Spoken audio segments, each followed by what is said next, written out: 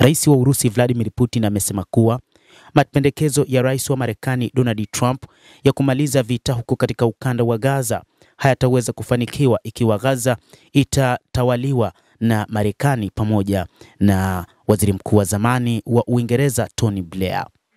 Rais wa Urusi Bwana Vladimir Putin amesema ili Gaza iweze kutawaliwa kwa amani lazima ikabidhiwe kwa kiongozi wa mamlaka ya Palestina Mahmoud Abbas, kiongozi wa taifa la Palestina ambaye ataongoza pia katika eneo la ukanda wa Gaza kama sehemu ya Palestina, lakini pia kutambuliwe mataifa mawili ya Israel na Palestina. Hiyo itaweza kumaliza vita katika eneo hilo la ukanda wa Gaza. Hata hivyo hajakataa juu ya kunyang'anywa silaha kwa Hamas, lakini akisema kwamba ikiwa Hamas watanyang'anywa silaha, lakini Israel lazima iondoshe majeshi yake katika eneo hilo la ukanda wa Gaza, lakini pia kuhakikisha kwamba Mahmoud Abbas anakuwa kiongozi wa taifa hilo la Palestina na kutambuliwa kwa taifa hilo la Kipalestina. Akizungumza katika klabu ya majadiliano ya kimataifa ya Valdai mjini Sochi siku ya Alhamisi, Putin alisema Moscow iko tayari kuunga mkono mpango wa Trump ikiwa utaleta suluhu la serikali mbili. Hata hivyo, alitahadharisha kuwa diplomasia ya nchi moja ya magharibi ambayo inapuuza historia, mila, utambulisho na utamaduni wa watu wanaoishi huko haitaleta amani. Putin alisema kuwa Gaza chini ya utawala wa kimataifa kama Trump amependekeza kumezua maswali juu ya muda gani mpango kama huo utadumu. Aliongeza kuwa chaguo bora litakuwa kukabidhi udhibiti wa eneo hilo kwa rais wa mamlaka ya ndani ya Palestina Mahmoud Abbas.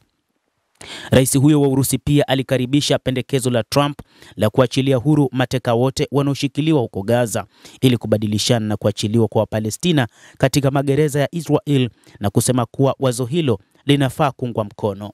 Jambo pekee ambalo rais wa Urusi Vladimir Putin amelikataa katika mpango wa rais wa Marekani Donald Trump ni juu ya Tony Blair, waziri mkuu wa zamani wa Uingereza, kuiongoza Gaza.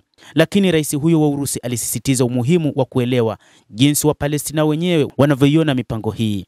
Putin aligusia masuala mengine kadhaa. Alisema Urusi inataka marejesho kamili ya uhusiano na Marekani. Licha ya tofauti, alisisitiza kuwa sio mfalme bali rais aliyechaguliwa, na akasisitiza kuwa Moscow ina vikosi vya kutosha kuendeleza vita vyake nchini Ukraine. Amepuuza matamshi ya Trump kwamba Urusi ni chujio la karatasi. Putin aliuliza, je, sisi ni taiga wa karatasi? Kisha NATO ni nini katika kesi hii? Alionya zaidi kwamba juhudi za magharibi za kuleta ushindi wa kimkakati kwa Urusi hatimaye zitashindwa na kwamba mataifa magharibi hayana uwezo hata mara moja wa kuweza kupambana na Warusi katika hali ya aina yoyote. Endelea kutufuatilia mtazamaji, na nikusito usisahau kulike, kucomment na kusubscribe channel yetu hii ili upate habari hizi kwa mapana kupitia hapa The World News. Jina langu ni Adam Hussein. Endelea kuwa nasi wakati wote. Endelea kutufuatilia uyajue mengi yanayojiri duniani.